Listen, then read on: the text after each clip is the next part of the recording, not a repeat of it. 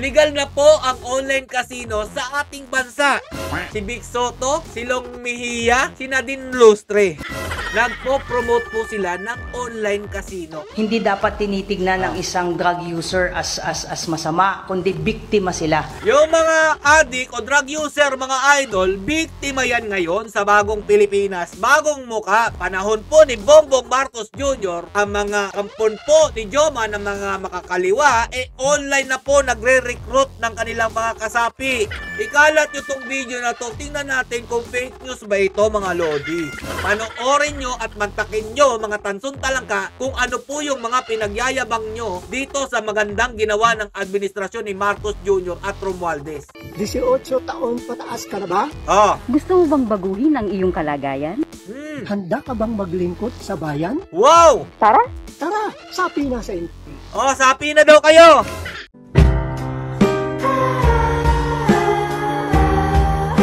Yo, what's up mga lods? It's Miguel Peps TV. Welcome back po sa ating channel. Ganito po ba ang pinagmamalaki ni Bongbong Marcos Jr. na bagong Pilipinas, bagong muka? Ipapakita ko po sa inyo kung ano po ang naging pagbabago ng ating bansa simula po nang naupo po bilang Pangulo ng ating bansa. Ito po si Bongbong Marcos Jr. Totoo nga po ba talagang maunlad ang ating bayan ngayon? Kayo na po bahala humusga sa ipapakita kong mga larawan at video kung tayo po ba talaga ay nasa bagong Pilipinas, bagong muka. Uunahin po natin dito mga lodi about po dyan sa Pogo na sinasabi nila. Ayaw po nila ng Pogo kasi nga daw po mga lodi, ito daw po ay baka China at sinisira po ang buhay ng ating mga kawawang kababayang Pilipino. Pero nagkakamali kayo mga idol. Ang Pogo, i-research po ninyo para inyong malaman kung ano po talaga ang tunay na trabaho nito sa ating bansa. Ikumpara naman po natin dito sa sinasabi po ni Bongbong Marcos Jr. na bagong Pilipinas na ayaw po sa Pogo. Legal na po ang online casino sa ating bansa. At kung napapansin nyo po mga idol, mga sikat na artista na po ang mga nagpo-promote dito, kabilang na po ito si Bossing Vic Soto.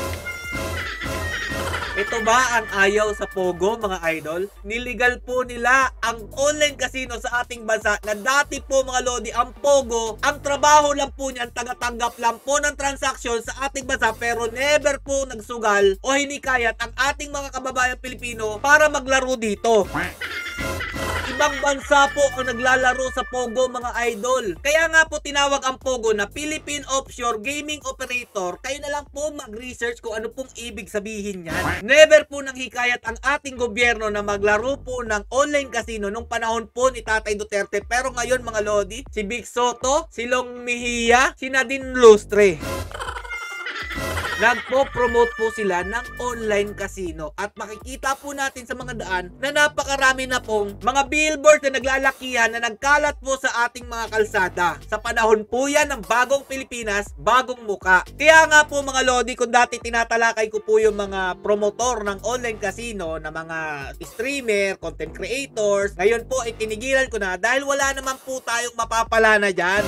Dahil ultimo po ang ating gobyerno ang may pakananan nito. Kaya po nagsidamihan itong mga online casino app na nakikita nyo po sa lahat po ng social media platform. Wala na po tayong magagawa dyan kaya tinigilan ko na po. Sige, magdiwang na kayo dyan. Namnamin nyo kung ano man yung natatanggap nyo ngayon at tingnan po natin ang ending na mangyayari sa ating bansa kapag marami na pong mga kababayan natin ang nalulung sa sugal. Pero etong isang ipapakita ko sa inyo na ginawa po ng bagong Pilipinas, bagong muka about po sa illegal na droga. Okay na daw po gumamit ng droga pero pakinggan nyo po muna to. Ito po ang magiging rason nyo para hindi kayo hulihin ha. So just remember no, at bakit may mga tao gumagamit ng drugs? Remember, hindi sila addict. Kasi gusto lang din maging addict. Remember, ang gumagamit ng drugs sa mga tao natin, especially mga, ayoko na, yung mga nagpapadagdag ng oras. Kasi pagka gumamit ka ng drugs, gising ka, nadadagdagan. Remember, ang trabaho natin per ora dito. Hindi naman tayong sigurado eh. So, eto yung ano natin, kaya ayoko mag-compare. Ang sinasabi ko lang, mas maganda po kami ngayon dun sa data namin sa about crime. Mas maganda po ang ngayon mga lodi dahil ultimo ang ang general ng ating bansa na si General Marvel ang nagsasabi na kapag tumikim kayo o humithit po kayo ng kung anumang droga, hindi kayo matatawag na adik, mga idol. Basta, ginagawa nyo lang daw po ito para sa inyong mag-i-extend ng oras. Diba mga Lodi? Bagong Pilipinas, bagong muka. Ganto po ang sitwasyon. Kayo na bahala mga Lodi kung ako po ba'y naninira lang o laging kumukontra lang. Naobserbahan nyo naman po yan. At ito pa nga mga Lodi, dumipensa pa po ito si Pardo. Dahil nga daw po, iba daw po naman yung ibig sabihin ni Marvel. Some of them, in fact, may mga nahuli tayo na ang reason nila is kaya sila nagda-drugs is para magising lang sila just to extend yung working hours. I think that was the context na sinabi ng ating Chief PNP na hindi dapat tinitignan ng isang drug user as masama, kundi biktima sila. Yung mga addict o drug user, mga idol, biktima yan ngayon sa bagong Pilipinas, bagong muka, mga Lodi. Kumbaga, ang mga kriminal ngayon, mas lalo po nilang pinoprotektahan kaysa sa mga nabibiktima no mga addict. Yan po ang nangyayari sa bagong Pilipinas, bagong muka na pinagmamalaki po ni Bongbong Marcos Jr. at ni Romualdez. Nakakalungkot mga idol, pero etong isang ipapakita ko pa sa inyo mga Lodi. Sobrang nakakakilabot dahil sa bagong Pilipinas, bagong muka, panahon po ni Bongbong Marcos Jr., ang mga kampon po ni Joma ng mga makakaliwa, online na po nagre-recruit ng kanilang mga kasapi. Ay, si Peps TV naninira na naman, fake news na naman si Peps TV, oh. Ano ba naman yan? Dapat ito binablock to, dapat nire-report to, Sige, ikalat nyo tong video na to. Tingnan natin kung fake news ba ito mga Lodi. Kayo na bahala humusga dito sa videong ipapakita ko sa inyo kung ako po ba'y naninira lang o talagang nagsasabi lang ng katotohanan sa nangyayari ngayon sa bagong Pilipinas, bagong muka. Panoorin nyo at magtakin nyo mga tansun talangka kung ano po yung mga pinagyayabang nyo dito sa magandang ginawa ng administrasyon ni Marcos Jr. at Romualdez. Tara na! Nakalimutan ko na siya. 1, 2, ang saya, di ba? 18 taon pataas ka na ba?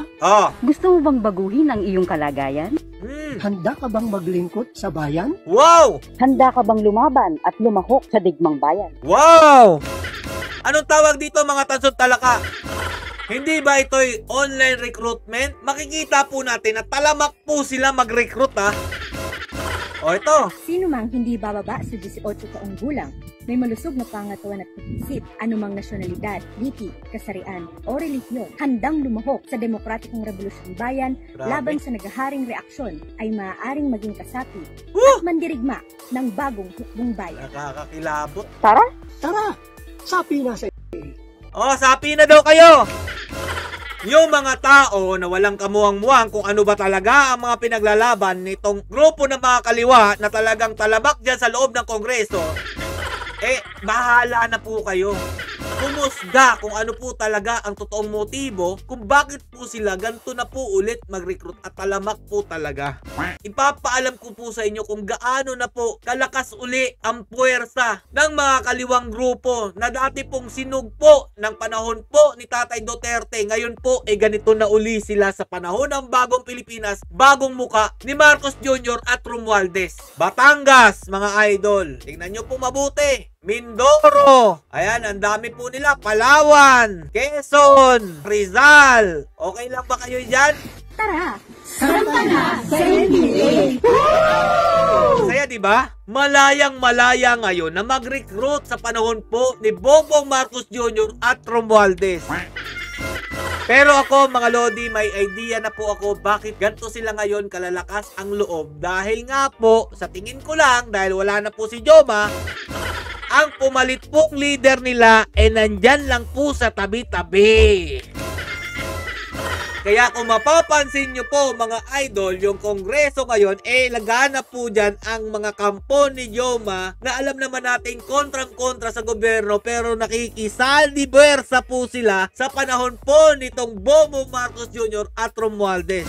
Oh, baka sabihin yung mali ako. Dahil kung hindi po talaga pinoprotektahan ng administrasyon ni Bongbong Marcos Romualdez itong grupo na ito mga idol, bakit lantara na po sila ngayon mag-recruit ng mga gusto nilang maging kasapi sa kanilang grupo?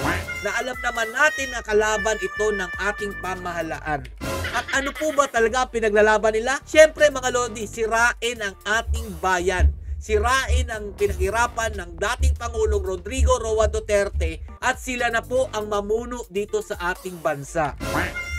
Kayo na bahala mga lodi kung maniniwala kayo sa sinasabi ko o hindi. Basta ang akin lang dito, ito po ang mga ebidensya na nangyari po sa bagong Pilipinas, bagong muka ni Bongbong Marcos Jr. at Romualdez. Sama na po natin ang asawa niyang si Liza Araneta Marcos. Ganito po ang pinagmamayabang ng mga tansong talangka na proud po sila sa kanilang Pangulo. Hanggang dito na lang po muna mga idol. Mag-isip-isip na po kayo mabuti kung iboboto nyo po ba yung senatorial candidate nitong alyansa ni Bongbong Marcos Jr. o ang Team Suka ni Tatay Duterte. Stay safe and God bless you all. Duterte pa rin.